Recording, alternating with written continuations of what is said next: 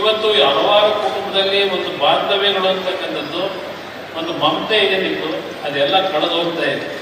ಪ್ರತಿನಿತ್ಯ ನಾವು ಟಿವಿಗಳನ್ನು ಹಾಕಿದ್ರೆ ಬೆಳಗ್ಗೆ ಬರ್ತಕ್ಕಂಥ ಕಾರ್ಯಕ್ರಮದಲ್ಲಿ ಒಳ್ಳೆಯ ಸುದ್ದಿಗಳನ್ನು ನಾವು ನೋಡೋದೇ. ಬಹುಶಃ ನಮ್ಮ ಕೃಷ್ಣೇಗೌಡರು ಮುಂದೆ ಕೂತಿದ್ದಾರೆ, ಅವರು ಇದನ್ನು ವಿಷಯವನ್ನು ಪ್ರಸ್ತಾಪ ಮಾಡಿದ್ದು ಚೆನ್ನಾಗಿ ಮಾತಾಡ್ತಾರೆ ಅವರು ಕೃಷ್ಣೇಗೌಡರು.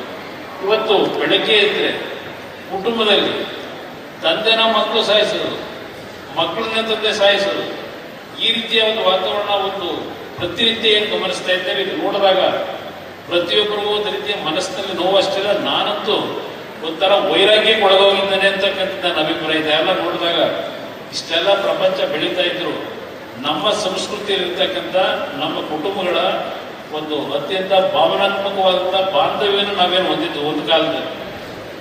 ಇವಾಗ ಬಹುಶಃ ಸೂರತ್ನಲ್ಲಿ ಹೇಳ್ತಾ ಇದ್ದೆ, ನಾನು ಹೊಲಕ್ಕೆ ದನ ಹೊಡ್ಕೊಂಡು ಹೋಗಿದ್ದೇನೆ ಅಂತಕ್ಕಂಥದ್ದು ಸ್ಮರಿಸ್ಕೊತಾ ಇದ್ದೆ. ಬಹುಶಃ ಆ ದಿನಗಳೇ ಚೆನ್ನಾಗಿತ್ತೇನೋ, ಇದೆಲ್ಲ ನಾವು ಕಂಡಿಡೋದು ಮಾನವೀಯತೆಯನ್ನೇ ಕಳೆದತಕ್ಕಂಥ ಪರಿಸ್ಥಿತಿಗಳು ನಾವೇನು ಬಂದಿದ್ದೇವೆ ಈಗ. ಆ ರೀತಿಯ ಒಂದು ವಿದ್ಯುತ್ ಶಕ್ತಿ ಇಲ್ಲದೆ, ರಸ್ತೆಗಳಿಲ್ಲದೆ, ಕುಡಿಯೋ ನೀರಿಗೆ ಸಮಸ್ಯೆಗಳಿದ್ರು ನೆಮ್ಮದಿಯ ಜೀವನವನ್ನು ಕಾಣ್ತಾ ಇದ್ರು, ಒಳ್ಳೆ ನಿದ್ದೆ ಮಾಡೋದು. ಇವತ್ತು ಭಗವಂತ ಎಲ್ಲ ಕೊಟ್ಟಿದ್ದಾನೆ, ಎಲ್ಲ ರೀತಿಯಲ್ಲಿ ಬೆಳವಣಿಗೆ ಆಗಿದೆ. ಆದರೆ ಇವತ್ತು ನಾವು ಬದುಕ್ತಾ ಇರತಕ್ಕಂಥ ಪರಿಸ್ಥಿತಿಗಳನ್ನು ನೋಡಿದಾಗ ಎಲ್ಲೋ ಒಂದು ಕಡೆ ನಮ್ಮ ಮಾನವೀಯತೆಯನ್ನು ಕಳ್ಕೊತಾ ಇದ್ದೇವೆ. ಅದನ್ನ ದಯವಿಟ್ಟು ಪ್ರತಿಯೊಬ್ಬರು ನಮ್ಮ ಮಕ್ಕಳು ಹೆಚ್ಚಿನ ಸಂಖ್ಯೆಯಲ್ಲಿ ಓದಿದ್ದೀರಿ. ಇವತ್ತು ನಮ್ಮ ಸಂಸ್ಕೃತಿಯನ್ನು ಉಳಿಸ್ತಕ್ಕಂಥದ್ರಲ್ಲಿ ನಿಮ್ಮ ಕುಟುಂಬದಲ್ಲಿ ನಿಮ್ಮ ತಂದೆ ತಾಯಿಗಳು ಒಡ ಹುಟ್ಟಿದವ್ರನ್ನ ಅತ್ಯಂತ ಬಾಂಧವ್ಯ ಪ್ರೀತಿಯಿಂದ ಕಾಣ್ತಕ್ಕಂಥ ಒಂದು ಪರಿಶುದ್ಧತೆ ನಮ್ಮ ಮನಸ್ಸಿನಲ್ಲಿ ಬರಬೇಕು. ಅದರ ಜೊತೆಗೆ ಈಗಿನ ತಾಂತ್ರಿಕ ವಿಜ್ಞಾನಗಳನ್ನು ಅಳವಡಿಸ್ಕೊಳ್ತಕ್ಕಂಥ ಮುಖಾಂತರ ನಮ್ಮ ಬದುಕನ್ನು ಸಾರ್ಥಕಗೊಳಿಸ್ಕೋಬೇಕು ಅಂತಕ್ಕಂಥದ್ದು ನನ್ನ ಅಭಿಪ್ರಾಯ. ನಮ್ಮ ಸೂರಪ್ಪನವ್ರು ಹೇಳ್ತಾ ಇದ್ರು IIT ಬಗ್ಗೆ, ನಾನು ಸೂರಪ್ಪನವ್ರ ಗಮನ ತರಲಿಕ್ಕೆ ಬಯಸ್ತೀನಿ. IITಯನ್ನ 2006, 2007 ನಾನು ಆಕಸ್ಮಿಕವಾಗಿ ಮುಖ್ಯಮಂತ್ರಿ ಇದ್ದಾಗ ಸನ್ಮಾನ್ಯ ದೇವೇಗೌಡರು IITಯನ್ನ ಹಾಸನ ಜಿಲ್ಲೆಯಲ್ಲಿ ಮಾಡಬೇಕು ಅಂತಕ್ಕಂಥದ್ದು ಅವರಲ್ಲಿ ಬಹಳ ಆಸೆ ಇತ್ತು. ಅವತ್ತು ಕೇಂದ್ರದ ಸಚಿವರು ಸಹ IITಯನ್ನ ಕೊಡ್ತೀವಿ ಅಂತಕ್ಕಂಥ ಮಾತನ್ನು ಕೊಟ್ಟರು. 1,000 ಎಕರೆ ಹಾಸನದಲ್ಲಿ ನಾವೇನು ಭೂಸ್ವಾಧೀನ ಮಾಡತಕ್ಕಂಥ ಪ್ರಕ್ರಿಯೆಗಳಾಗಿ 2006ರಿಂದ ನಿರಂತರವಾಗಿ ಒಂದು IITಯನ್ನು ತರಬೇಕು ಅಂತೇಳಿ ಪ್ರಯತ್ನ ಪಟ್ಟು, ನಂತರ ನರೇಂದ್ರ ಮೋದಿಯವರು ಮುಖ್ಯಮಂತ್ರಿಗಳಿದ್ದಾಗ ಬಹುಶಃ ಕೇಂದ್ರದಲ್ಲಿ ಹೆಣ್ಣು ಮಗಳು ಸ್ಮೃತಿ ಇರಾನಿ ಅವರನ್ನ ಭೇಟಿ ಮಾಡಿ ದೇವೇಗೌಡರು ಕೇಳಿದ್ರು. ಕೊನೆಗೆ ಒಪ್ಪಿಗೆ ಕೊಟ್ಟಿದ್ರು. ಆದರೆ ಹುಬ್ಬಳ್ಳಿಯಲ್ಲಿ ಮಾಡ್ತಕ್ಕಂಥದ್ದು ಅಲ್ಲಿಗೆ ಶಿಫ್ಟ್ ಆಯಿತು IIT. ಇವತ್ತು ಸಹ ಕಳೆದ ಒಂದು ತಿಂಗಳ ಹಿಂದೆ ದೇವೇಗೌಡರು ಇನ್ನೊಂದು IITಯನ್ನ ನಾನು ಬದುಕಿರೋ ಒಳಗೆ ನನ್ನೊಂದು ಆಸೆ ಇದೆ, ಇನ್ನೊಂದು IITಯನ್ನ ನಮಗೆ ಹಾಸನ ಜಿಲ್ಲೆ ಕೊಡಿ ಅಂತಕ್ಕಂಥ ಮನವಿ ಮಾಡಿದ್ದಾರೆ. ಚಲುವರಾಯ ಸ್ವಾಮಿಯವರಿಂದ ರಾಜಕೀಯ ಆಯಿತು, ಅದೆಲ್ಲ ಈಗ ಮಾತಾಡೋಕ್ಕಾಗಲ್ಲ ಅಂತೇಳಿ ಹೇಳೋದು. ಅದು ಏನು ನಡೀತು ಅಂತಕ್ಕಂಥದ್ದು ನಾನು ನಿಮ್ಗೆ ಗಮನಕ್ಕೆ ತರಲಿಕ್ಕೆ ಬಯಸ್ತೀನಿ. ಬಹುಶಃ ದೇವೇಗೌಡರು ಮಂಡ್ಯ ಕೊಡಲಿಲ್ಲ ಅನ್ನೋಕ್ಕೋಸ್ಕರ ಅವ್ರು ಹೇಳಿದ್ರು ಏನೋ ಗೊತ್ತಿಲ್ಲ. ಆದರೆ 2006 ಆದ ತೀರ್ಮಾನ 17, 15, 18 ವರ್ಷಗಳಾದರೂ ಅದು ಇನ್ನೂ ಈಡೇರಲಿಲ್ಲ ನಮಗೆ. ಇವತ್ತು ರೈಲ್ವೆಗೆ ಸಂಬಂಧಪಟ್ಟ ಹಾಗೆ ನಮ್ಮ ರಾಜ್ಯ ಸರ್ಕಾರವೇ ಹಲವಾರು ಯೋಜನೆಗಳು ನಮಗೆ ಸದ್ಯಕ್ಕೆ ಬೇಡ ಅಂತಕ್ಕಂಥ ಪತ್ರಗಳನ್ನು ಬರ್ಕೊಂಡಿದ್ದಾರೆ. ನಿಮಗೆ ಇವತ್ತು ಪಾಪ ಅವರಿದ್ದಾಗ ಸ್ವಲ್ಪ, ಯಾಕೆಂದರೆ ಕೇಂದ್ರದಲ್ಲಿ ಅಲ್ಲಿ ಆಡಳಿತವೇ ಬೇರೆ ರೀತಿ ಇರ್ತದೆ, ಅವ್ರಿಗೂ ಅದರ ಅನುಭವ ಇದೆ. ಕೇಂದ್ರದಲ್ಲಿ ಅವರಿದ್ದಾಗ ಸ್ವಲ್ಪ ಏನೋ ಕಷ್ಟಪಟ್ಟು ಕೆಲವು ಯೋಜನೆಗಳು ತರಬೇಕು ಅಂತ ತಂದರು.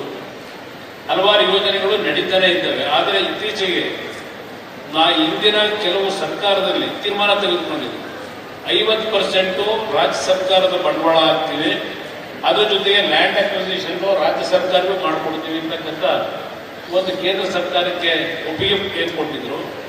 ಇತ್ತೀಚಿನ ದಿನಗಳಲ್ಲಿ ಭೂಸ್ವಾಧೀನದ ಪ್ರಕ್ರಿಯೆಗಳನ್ನು ಮಾಡಲಿಕ್ಕೆ ಆಗ್ತಿಲ್ಲ. ಅದ್ರ ಜೊತೆಗೆ ಹಣದ ಕೊರತೆಯಿಂದ ಕೆಲವು ಯೋಜನೆಗಳು ಸದ್ಯಕ್ಕೆ ಬೇಡ ಅಂತಕ್ಕಂಥದ್ದು ರಾಜ್ಯ ಸರ್ಕಾರದಲ್ಲೇ ಕೆಲವು ಪತ್ರಗಳನ್ನು ಬರೆದಿರ್ತಕ್ಕಂಥದ್ದು ಪಾಪ ನೀವು ಸತ್ಯಮಂಗಲ ಬೆಂಗಳೂರು ಹೇಳಿದ್ರು, ರಾಜ್ಯ ಸರ್ಕಾರವೇ ಬರೆದಿದ್ದಾರೆ, ನಮಗೆ ಅದರ ಅವಶ್ಯಕತೆ ಇಲ್ಲ, ಬೇಡ ಈಗ ಇದು ನಡೀತಾ ಇರತಕ್ಕಂಥ. ಅದರಿಂದ ನಾನು ರಾಜಕೀಯದ ಬಗ್ಗೆ ಚರ್ಚೆ ಮಾಡಲಿಕ್ಕೆ ಹೋಗಲ್ಲ. ಇವತ್ತಿನ ಪರಿಸ್ಥಿತಿಗಳು ಏನೇನಾಗಿದೆ ಅಂತಕ್ಕಂಥದ್ದು ಗೊತ್ತಿದೆ ನನಗೆ. ಆದರೆ ಒಂದು ಮಾತನ್ನೇ ಹೇಳ್ತೇನೆ, ಮಂಡ್ಯ ಜಿಲ್ಲೆಯ ಜನತೆ ನನಗೇನು ಆಶೀರ್ವಾದ ಮಾಡಿದ್ದೀರಿ, ಚುನಾವಣೆಯಲ್ಲಿ ನನಗೆ ಮತ ಕೇಳಕ್ಕೆ ಅಡ್ಡಾಡಲಿಕ್ಕೆ ಬರಲಿಲ್ಲ, ನೀವೇನು ಆಯ್ಕೆ ಮಾಡಿದ್ದೀರಿ.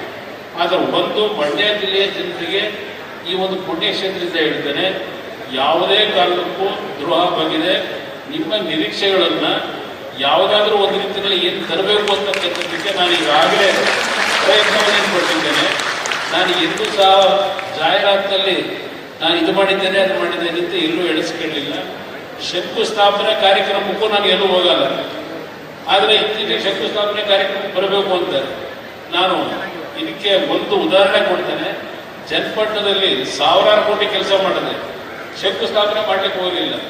ಈಗೆಲ್ಲರೂ ಕೇಳ್ತಾರೆ ನನಗೆ ಎಲ್ಲಿದೆ ಸಾಕ್ಷಿ ಗುಡ್ಡೆ ಅಂತೇಳಿ. ಚನ್ನಪಟ್ಟಣಕ್ಕೆ ನಾನು ಮಾಡಿರ್ತಕ್ಕಂಥ ಕೆಲಸ ಆ ದೇವರು ನೋಡ್ತಾನೆ, ನಾನು ಅದ್ರ ಬಗ್ಗೆ ಚರ್ಚೆ ಮಾಡ್ಲಿಕ್ಕೆ ಹೋಗಲ್ಲ. ನಾನು ಎಂದೂ ಸಹ ಪತ್ರಿಕೆಗಳಲ್ಲಿ ದೊಡ್ಡ ದೊಡ್ಡ ಜಾಹೀರಾತು ಹಾಕಿಸ್ಕೊಂಡು ಪ್ರಚಾರ ಪಡೀಲಿಕ್ಕೆ ಹೋಗಿದ್ದು. ಪ್ರಾಮಾಣಿಕವಾಗಿ ಕೆಲಸ ನನಗೆ ಬಂದ ಸಂದರ್ಭದಲ್ಲಿ ಮಾಡಿದ್ದೇನೆ. ಭದ್ರಾವತಿ 2014ನೇ ಇಸ್ವಿನಲ್ಲಿ ಕೇಂದ್ರ ಸರ್ಕಾರ ಅದನ್ನು ಕ್ಲೋಸ್ ಮಾಡತಕ್ಕಂಥ ನಿರ್ಧಾರ ಮಾಡಿ ಮಾರಾಟ ಮಾಡಬೇಕು ಅಂತಕ್ಕಂಥ ಎಲ್ಲ ರೀತಿಯ ಒಂದು ತೀರ್ಮಾನಗಳು ಆಗಿವೆ. ನಾನು ಆಕಸ್ಮಿಕವಾಗಿ ಏನು ಮಂತ್ರಿ ಆದೆ, ಪ್ರಥಮವಾಗಿ ಭೇಟಿ ಕೊಟ್ಟಿದ್ದೆ ಭದ್ರಾವತಿ ಸ್ಟೀಲ್ ಪ್ಲಾಂಟ್ಗೆ. ಯಾವುದು ಮಹಾರಾಜರ ಕಾಲದಲ್ಲಿ ಕಟ್ಟಿದಂತಹ ಸಂಸ್ಥೆ. 1929ಕ್ಕೆ ಮುಂಚೆ ಆ ಕಾರ್ಖಾನೆಯನ್ನು ಪ್ರಾರಂಭ ಮಾಡಿದ್ರು. ದೇಶದಲ್ಲಿ ಸ್ವಾತಂತ್ರ್ಯ ಬಂದಾಗ 3 ಸ್ಟೀಲ್ ಪ್ಲಾಂಟ್ಗಳು. ಆ 3 ಸ್ಟೀಲ್ ಪ್ಲಾಂಟ್ನಲ್ಲಿ ಭದ್ರಾವತಿ ಸ್ಟೀಲ್ ಪ್ಲಾಂಟ್ ಒಂದು, ಟಾಟಾದವ್ರು ಮಾಡೋದಂಥದ್ದೊಂದು, ಇನ್ನೊಂದು ವೆಸ್ಟ್ ಬೆಂಗಾಲ್ನಲ್ಲಿ. ಇವತ್ತು ಯಾವ ಕಾರ್ಖಾನೆ ಮುಚ್ಚಿದ್ದಾರೆ, ಪ್ರಧಾನಮಂತ್ರಿಗಳಿಗೆ ಮನವಿ ಮಾಡಿದ್ದೇನೆ. ಪರಮಪೂಜ್ಯ ಸ್ವಾಮೀಜಿಯವರು ಒಂದು 10 ಬಾರಿ ನನಗೆ ಹೇಳಿದ್ದಾರೆ. ನಾನು ಸಹ ಏನಾದರೂ ನರೇಂದ್ರ ಮೋದಿ ಅವರು ಭೇಟಿ ಮಾಡಿದಾಗ ಅವರ ಹತ್ರ ಈ ವಿಷಯ ಪ್ರಸ್ತಾಪ ಮಾಡ್ತೀನಿ. ಅದು ಏನಾದರೂ ಆಗಲಿ ಆ ಭದ್ರಾವತಿ ಸ್ಟೀಲ್ ಪ್ಲಾಂಟ್ನ ಓಪನ್ ಮಾಡಲೇಬೇಕು ಅಂತ ಹೇಳಿ ಪರಮಪೂಜ್ಯ ನನಗೊಂದು 10 ಬಾರಿ ಹೇಳಿದ್ದಾರೆ. ಒಂದು ಮಾತನ್ನೇ ಕೊಡ್ತಾ ಇದ್ದಾರೆ. ಆ ಕಾರ್ಖಾನೆಗೆ ಈಗಾಗಲೇ 5,000 ಕೋಟಿ ರೂಪಾಯಿಗಳ ವೆಚ್ಚದಲ್ಲಿ ಆ ಕಾರ್ಖಾನೆಯನ್ನು ಪುನಶ್ಚೇತನಗೊಳಿಸ್ತಕ್ಕಂಥ ಎಲ್ಲ ರೀತಿಯ DPRಗಳೇನು ಸಿದ್ಧ ಇದೆ. ಸದ್ಯದಲ್ಲೇ ಅದಕ್ಕೊಂದು ಉತ್ತಮವಾದ ರೀತಿಯಲ್ಲಿ ತೀರ್ಮಾನಗಳು ಮಾಡಲಿಕ್ಕೆ ಕೇಂದ್ರದ ಆರ್ಥಿಕ ಸಚಿವರು ಒಪ್ಪಿಕೊಂಡಿದ್ದಾರೆ. ಅದರ ಜೊತೆಯಲ್ಲಿ HMT, ನಮ್ಮ ಬೆಂಗಳೂರು ನಗರದಲ್ಲಿ ಇರ್ತಕ್ಕಂಥ HMT ಕಾರ್ಖಾನೆ, ಅದಕ್ಕೂ ಸಹ ಇವತ್ತು ಪುನಶ್ಚೇತನಗೊಳಿಸ್ತಕ್ಕಂಥ ನಿಟ್ಟಿನಲ್ಲಿ ಈಗಾಗಲೇ ಕೆಲವು ಕೇಂದ್ರ ಸರ್ಕಾರದಲ್ಲಿ ಪ್ರಧಾನಮಂತ್ರಿಗಳು ಮತ್ತೆ ಆರ್ಥಿಕ ಸಚಿವರ ಜೊತೆ ಚರ್ಚೆಯನ್ನು ಮಾಡ್ತಾ ಇದ್ದೇನೆ. HMT ಕಾರ್ಖಾನೆಯನ್ನು ಪುನಶ್ಚೇತನಗೊಳಿಸ್ತಕ್ಕಂಥದ್ದು ಒಂದು ಭಾಗ, ಅದನ್ನು ಸಹ ಮಾಡತಕ್ಕಂಥ ನಿರ್ಧಾರ ಈಗಾಗಲೇ ತೆಗೆದುಕೊಂಡಿದ್ದೇನೆ. ಮಂಡ್ಯದಲ್ಲಿ ನಾವು ಕಾರ್ಖಾನೆ ತರಲಿಲ್ಲ ಅಂತಕ್ಕಂಥ ಒಂದು ಪ್ರತಿನಿತ್ಯ ಮಾಧ್ಯಮದಲ್ಲಿ ಗಮನಿಸ್ತಾ ಇದ್ದೇನೆ. ನಾನು ಅಲ್ಲಿ ಸಚಿವನಾಗಿರ್ತಕ್ಕಂಥದ್ದು ಸ್ಕೀಮ್ಗಳನ್ನು ತರ್ತಕ್ಕಂಥದ್ದಕ್ಕೆ ಕೇಂದ್ರ ಸರ್ಕಾರದಲ್ಲಿ ಯಾವೊಂದು ಹೆವಿ ಇಂಡಸ್ಟ್ರಿ ಅಂತಕ್ಕಂಥದ್ದಿದೆ.